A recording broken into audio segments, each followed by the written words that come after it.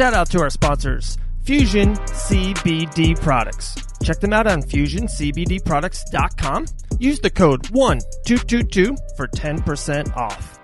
And definitely check out my personal favorite, Fusion Coffee Beans. They're the sister item of Fusion CBD products. Check out FusionCoffeeBeans.com. The 3 flavors, High Energy, Adventure, and my personal favorite, Coastin'. Fusion Coffee Beans. Also, Warhammer Fightwear. You can get their gear on Amazon. That's Warhammer Fightwear. Check out their website at warhammerfightwear.com. The best gear in MMA for men's, ladies, and kids. Check them out, guys. Warhammer Fightwear.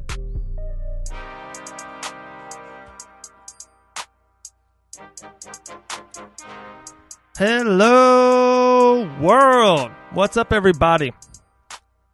This is Dave here from the Fight Bananas podcast. How's everyone doing? All right.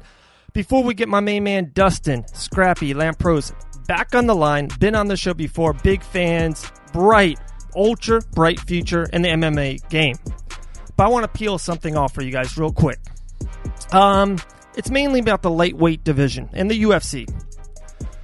I would guess, in 2, 3, 4 years, the Conor era, the Conor Jose Aldo, a lot of noise, very loud, replacement fights. Remember, Chad Mendes got in. How about the Khabib? And, then it was Max, and then it was, the Tony Ferguson 4 times over. It's just been a very loud weight class, the Conor McGregor era.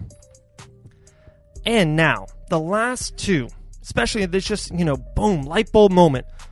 The Khabib Nurmagomedov defeating Dustin Poirier. Saying, hey, I'm going to donate all the money, Dustin. It was like the first ever jersey swap. Like all the big football players, they do this jersey swap. In the lightweight division, Khabib defeated Dustin. Says, hey, I'm going to auction off the shirt. I'm going to give it to your charity, Dustin. I don't need it. It's all going to be for you. Let's make this about respect. And that's what he did, guys. Khabib Nurmagomedov donated $100,000 to Dustin Poirier's charity. Respect. How about just this past week? Cowboy Cerrone, Justin Gaethje, 2 warriors, 2 gladiators, 2 highlights.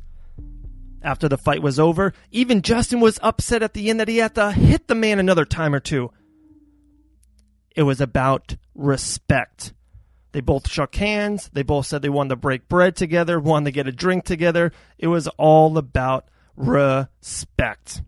And guys, you have to give them the utmost respect. Justin Gaethje, Donald Cerrone, Ferguson wants Khabib. Justin Gaethje had the moment. He had the spotlight. He could have said, I want Khabib. He goes, I want the winner of Khabib and Tony Ferguson, because everyone knows that's what's next. That's the rightful match in the lightweight division. It's about respect. Guys, let's get Dustin Scrappy on the line, and let's go bananas. All right, guys, on the end, still nutrition line, my main man, Dustin Scrappy Lampros. How you doing, my man?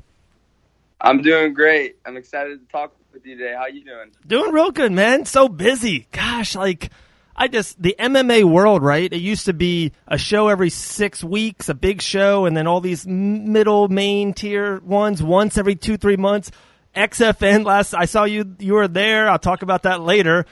Just so much is going on. Island fights every week and UFC on ESPN every week. It's crazy. And we're very excited. We talked to you on July 25th.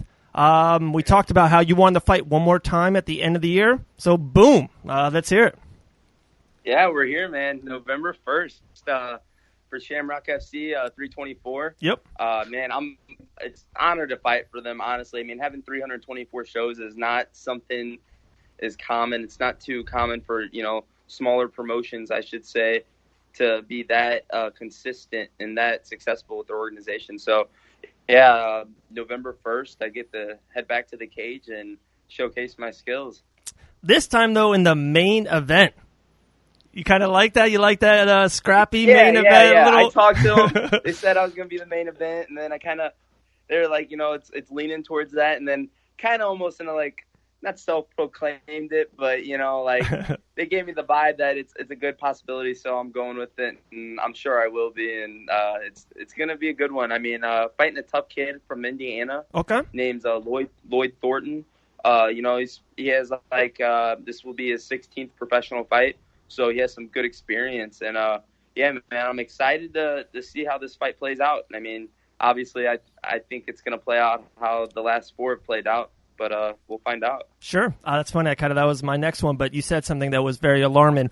16 fights, that's a big thing, especially in mixed martial arts over anything. Tom Brady experience, right? Like the fight game experience is gold. It's priceless. So it's to me, it's alarming that you said, hey, this kid's got 16 fights. That's something I got to deal with, and you're ready for it. It's not like you're just 5-0. I can't wait. You know what I mean?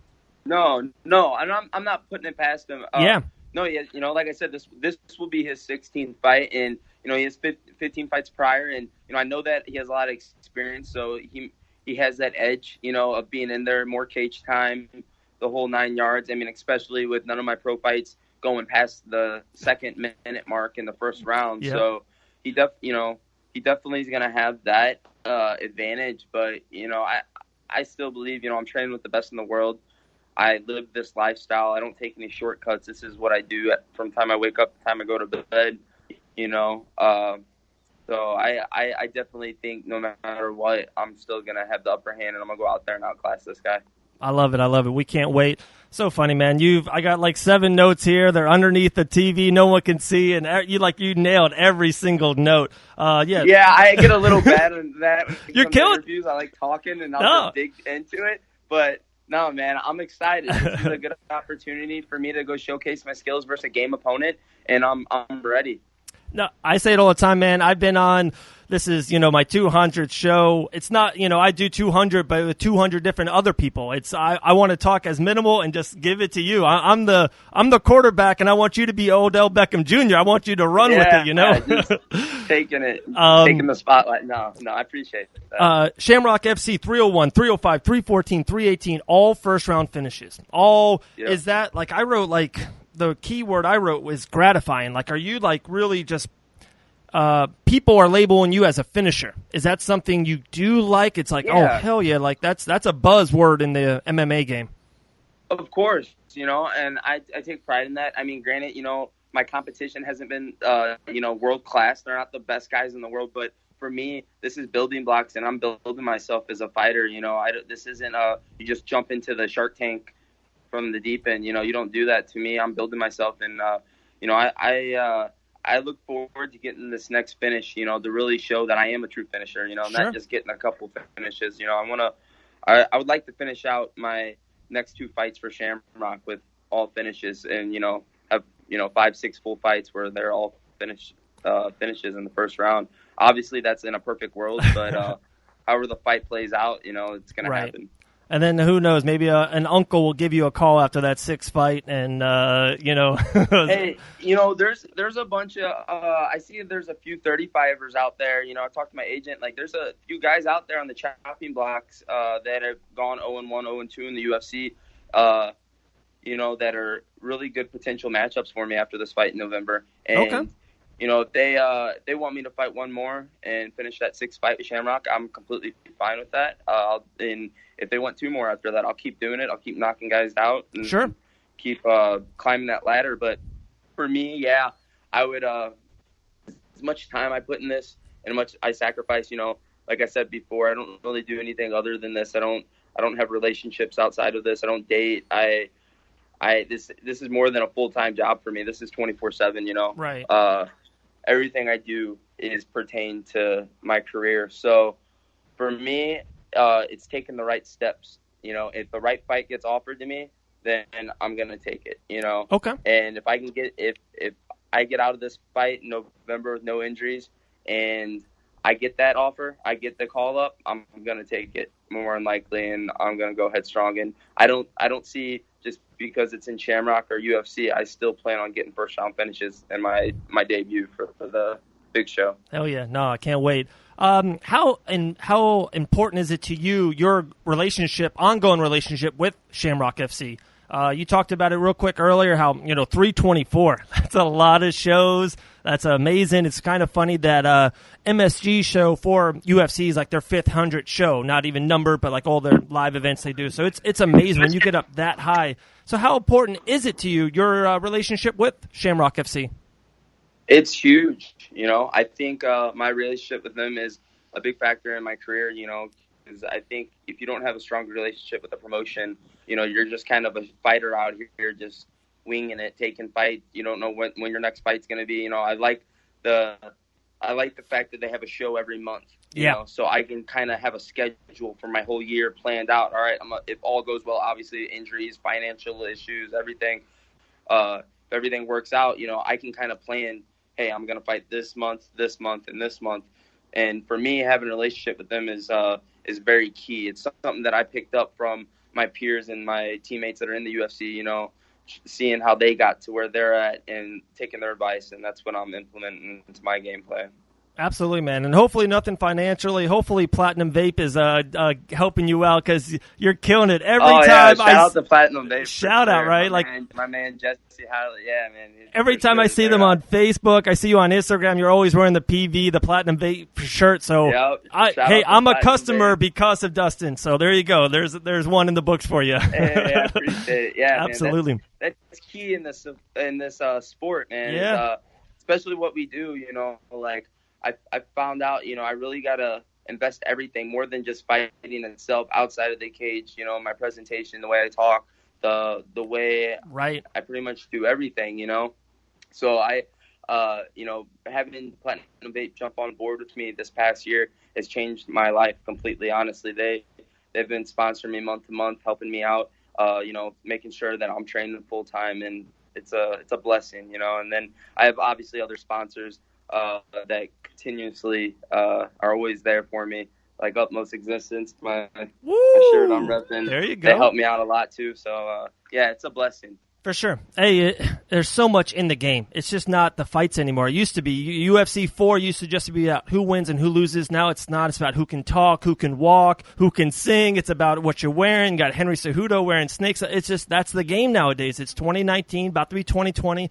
That is absolutely the game. For me, it's like I connect with 1-2 fighters, and then my third call is a sponsor. I'm working on it nonstop. I got my CBD Fusion right here, man. This stuff is working. It's magic. It's magic. Awesome. I'm 35 in my prime right now. Fusion CBD is making it right for me. So big ups to them. Also with you, real quick, it's kind of funny. On Instagram, my main man, Scrappy 135 MMA. And after your professional career is done in the mixed martial arts, 2027, right? You're done in the game. Maybe skateboarding will be your new thing, because I see you on Instagram kick flipping it over there with Supreme Patty, Charles Rosa. Oh, yeah. It's funny. That used to be one of my first loves. My dad, when I was a kid, he built a half pipe in our front yard, and I used to have friends over and skate. Best dad ever, by the way. Wow. It's something, it goes along with the sport. Because if I didn't fight and I had a normal job or just, whatever, pursue something else, I probably would skate. Honestly, I love skateboarding. I think it's a blast, but unfortunately, I can't take that type of risk on getting hurt, and injuries. I already get injured enough in training as it is, so that's just one less thing that I need to be doing, and I just got to make a smart decision and not really hop on a board. But yeah, from time to time, if I see one, I'll pop out a kickflip if I can, and the kickflip master right there, Scrappy, I'm telling you. Talking about getting hurt during training, you train at, it's so funny, American Top Team's down there. We talked about it in the last show, but people have to pay attention to Hard Knocks 365. On fire. Vicente, on fire. How about Gilbert Burns, about to fight again versus Gunnar Nelson. Michael Johnson, a monster. My boy, one of my personal favorites, Stephen Mowry's down there. It's a who's who, and just the gym, all the stuff on your Instagram and everything you put out there in social media, just seeing how high-end, high-tech the gym is. Talk about how great Hard Knocks 365 is. No, Hard Knocks is great, and, that's why I put it out there on Instagram, from time to time, put some little videos on my story of us training, this or that, and it's not necessarily to say, like, oh, look at us, but it's just, that's what I do every day, so I like people to see that, and, I mean, Hard Knocks is, it's just a different world to me than when I trained at ATT. The gym vibe is insane. everybody like vibes really well. There is no groups. There is no, working together over here separately. Everybody does everything together. And honestly, for me, you can't get a better MMA than that. Right. Honestly. I got to get down there to ATT. I got to see what's going to happen with Covington, Mazadov, and Dustin. I got to see this. It's like that trifecta. Too much drama for me, man. I Isn't just that want to train and focus and right. Have that good vibe around you. Like sure. That's one thing. I wake up every day, even if I can't train, if I'm hurt, I like going there and just being around the guys because I'm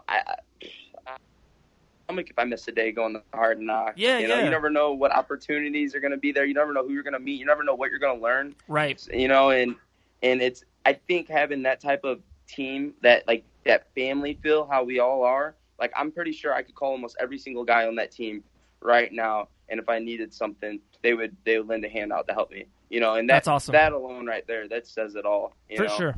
And I think that makes a big difference in your training, in your everyday mindset when you're waking up and you got to go train all day and you're sore and tired, instead of thinking, shit, I don't want to go train there. I don't really want to be around anyone. Right.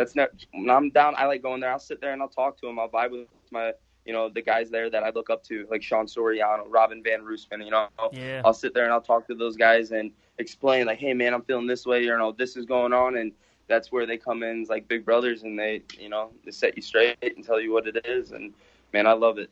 No, that's awesome, man. This is my personal take. Talking to a bantamweight, Dustin. 2020, I think it's going to be a humongous year for the bantamweight, especially in the UFC. With Henry Cejudo finally coming back, being healthy, I assume he's going to fight 2-3 times. And then there's just, I like Sterling's on the rise. Peter Yan's on the rise. You got Cody Nolov coming back into the mix. And then you got guys like Pedro and Marlon who kind of busted on the scene. So that's kind of my take. I think it's a big year for bantamweights. What's your take? What's your stance on the bantamweight division? Yeah, I 100% agree. Okay. And I believe once I get in there and I get in the mix, it's gonna be even more exciting. Right. I look at these guys and I see, I think fighting styles make, draw the crowd, and they bring, the attention. So I see everyone you just named, they bring very exciting fights to the table. And I think that, this coming year could be the momentum and switch and get a little bit more attention to the lower weight class. And right. Like I said, once I get in the mix, hopefully I can make these fights just as exciting and put on some shows for everyone. Man, I love it. I would love your prediction this Saturday. Another show, ESPN, UFC, the featherweight division, one underneath you. Yair Rodriguez versus Jeremy Stephens in the main event. Who do you have in that one? That to me comes to a matter of who lets their hands go. If Jeremy doesn't, if he doesn't wait on Yair to get his movement going and get his distance, I think if Jeremy puts the pressure on it, he's going to take the fight. I think he can force Yair into bad positions. But I think if Jeremy is hesitant in that fight, I definitely think that Yair could start getting off his movement. And he's very diverse. He does a lot of different weird stuff. His style's crazy. Right. So I think it goes either two ways. It depends on who shows up and implements their game plan, because they're both nasty, and I can't say one's going to beat the other. I really think it's going to come down to the mentality. If Jeremy comes in and fights his fight, I can see him backing him up and really, putting the pressure on him. But I don't know if Jeremy doesn't right. put the pressure on him and he stands back, he's going to let Yair get that range and get comfortable. And I think then it could be a bad night for Jeremy, because he's going to get hit from different angles he's never been hit from. No, I agree. I agree. That's beautiful. So if I had to make a prediction, though, I would definitely, that's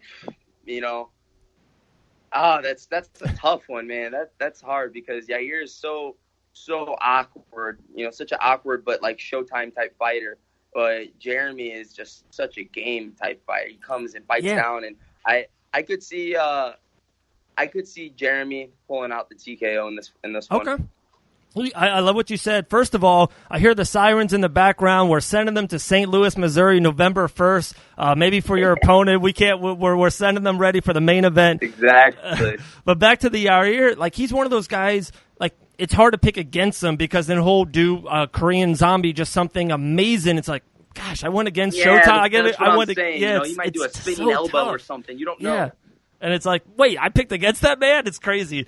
With that, I kind of said it, and then, how do you like every Saturday night, almost every Saturday night is UFC on ESPN. If it's not the pay-per-view, it's just the event. Last weekend, Dad Cerrone versus Justin Gaethje, incredible stuff in Vancouver. Just every week, week in, week out. I think there's one in Copenhagen coming up in a couple weeks. It's insane. It's bananas how many events UFC's putting on. Yeah, it's absolutely insane. I mean, I don't know if I'd say a fighter's dream come true, but fight fans' dream come true. You have endless shows. Whether if you watch UFC or Bellator, I mean, they're all right there. They're always every weekend almost, like you're saying.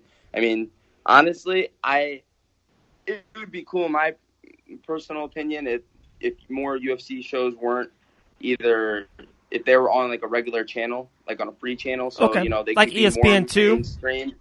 Yeah, I mean, to me, like you got to have the ESPN Plus and then pay-per-view. So I get what they're doing, but no, I think it's huge for our sport, though. When you're staying consistent like that in the eye of the fans and the world, I think you stay in people's heads, and UFC is more there instead of having one big show here and there. Right. Because next thing you know, 3 weeks go by and you're like, I haven't watched nothing.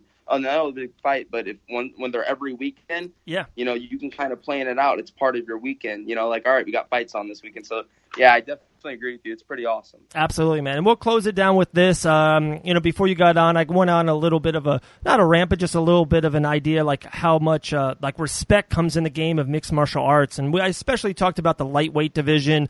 Felt like a couple years was a lot. And I love Conor. I love the talk. I love the fun. But seems like the division was really crazy, really loud, a lot of injuries, people. Tony and Habib was supposed to fight 4 times, never happened, the whole lightweight. And just in the last month with Habib and Dustin and how much they respected each other, and then even just we saw Gaethje and Donald Cerrone, how much they respected each other. They wanted to break bread.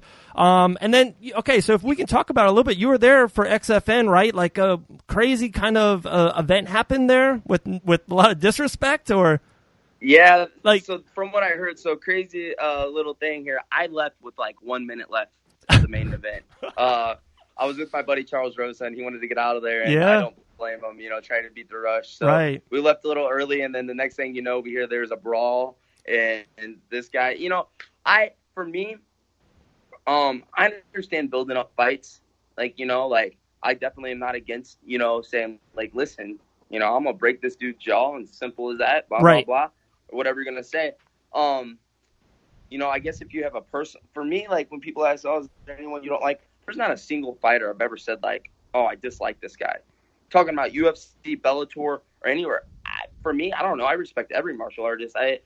If they're a true martial artist, they're living this crazy lifestyle that I'm living. Right. So for me, I don't know. I've never really been the one to understand how you could have I don't know, unless someone's trying to start shit with you and they bring up personal stuff and then you get mad. But to me, it's just kind of I'll let others do that, Yeah, I'll let my fighting speak for itself. So there's someone like you somewhere right there in North Dakota that gets up in the morning, trains, and his dream is to become a Bantamweight UFC champion one day.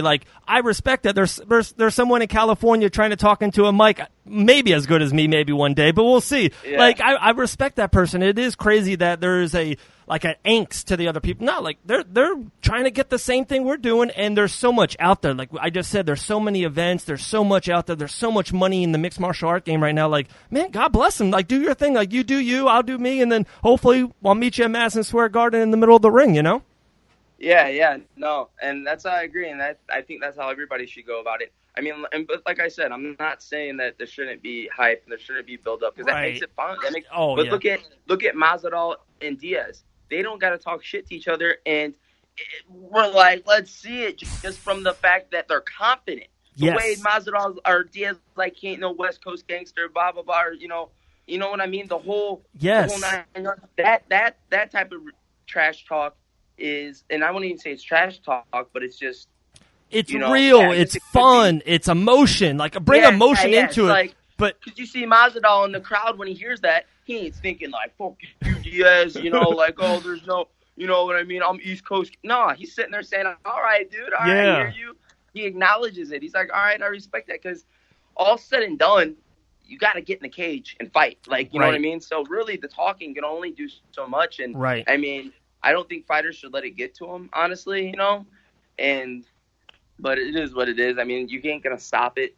And respect is definitely something that you got to have in the sport, because if you don't have respect, you'll learn the hard way. Right. My man, amazing stuff. We can't wait. November 1st, main event, going 5-0, Shamrock FC. We're so excited. The floor is yours. Any kind of shout-out, gym sponsors, anything like that? Kickboarding, skateboarding, floor is yours. Shout out to you for having me, for one. I appreciate it. Fight Bananas all the way. Shout out to Platinum Vape, Utmost Existence, Savaki Fest, Tequilas, all my sponsors that help me day in, day out. Medicated Models, I love you guys all. You guys help me tremendously. This is how I do my fight camps. You guys can follow me on Instagram at Scrappy135MMA and keep up with me and follow me on this crazy-ass journey.